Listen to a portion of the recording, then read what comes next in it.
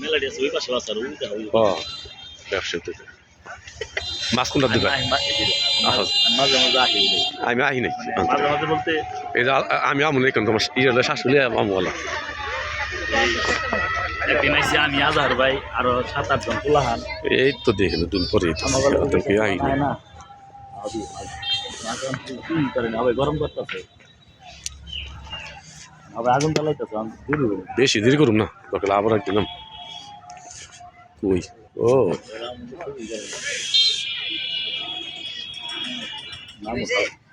নাম উঠাইলে ভাই বুঝতে পারবো না